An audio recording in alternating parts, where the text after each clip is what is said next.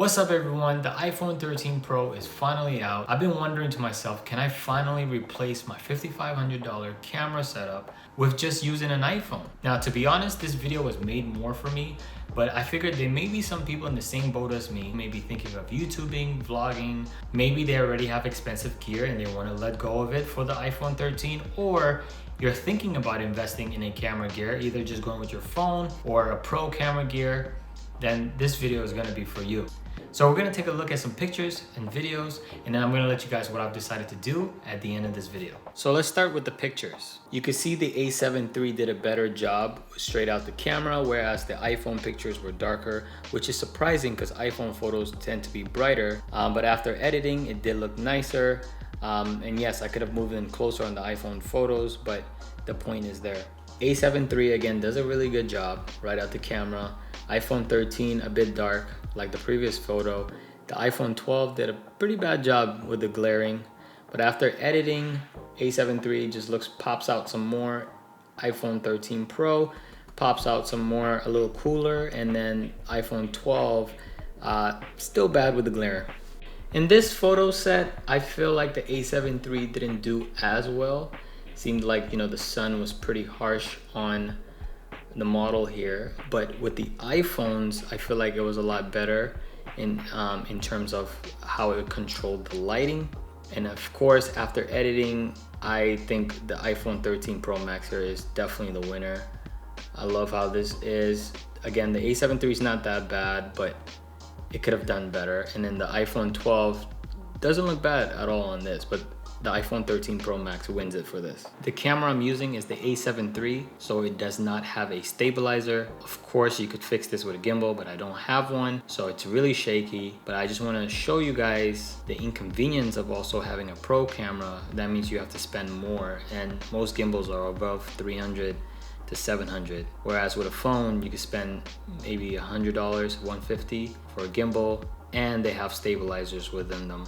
This is what the A7 III looks like in the daytime, and here is the iPhone 13 Pro Max in the daytime. Here's what the A7 III looks like at the nighttime. This is the iPhone 13 Pro Max. This is what it looks like from this angle, and again, I'm sure if I move closer, it's gonna have a better blurred background.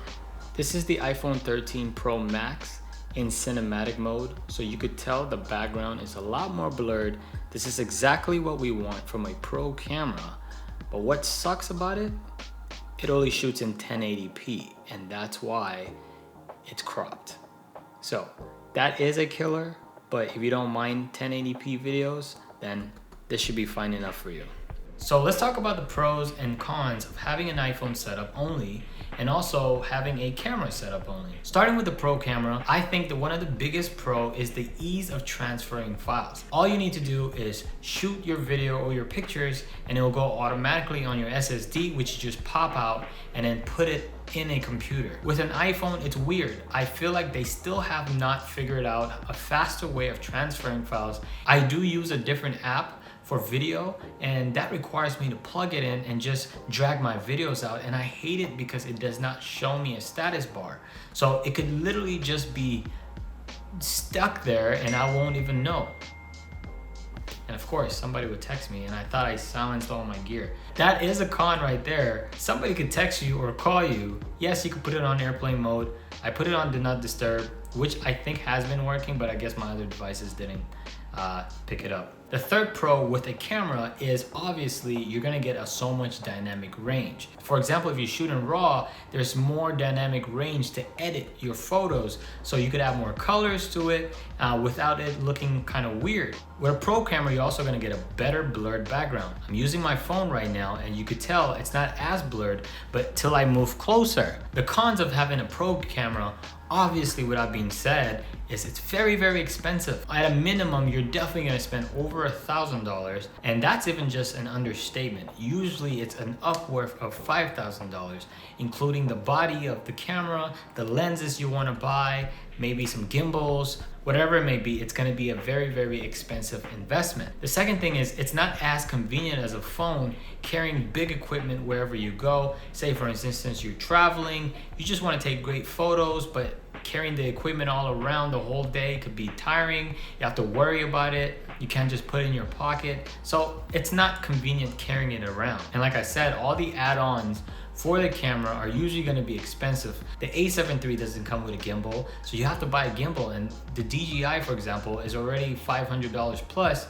It doesn't have a flip out camera as well. So if you want to buy something like the autonomous monitor, that's another $700. So you can see it's easily going to cost you so much money. Whereas with an iPhone, you don't have to worry about that. First of all, the biggest thing is you could put this in your pocket.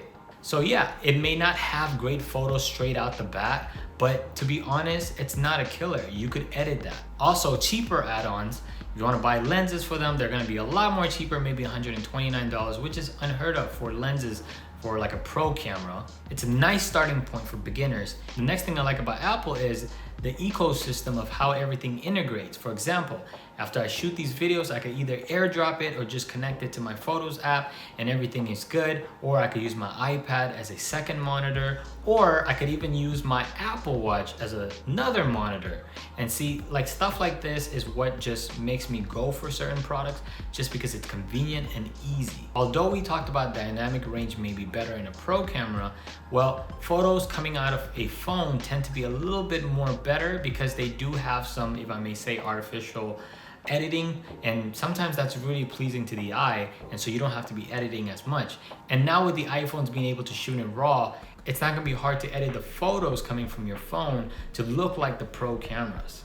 And of course, low light is not as good with a phone, and that's because of their sensor sizes. It's a lot smaller, whereas with a pro camera, it's a lot bigger, which allows it to receive more light and just have better photos at night. But that doesn't mean they're bad.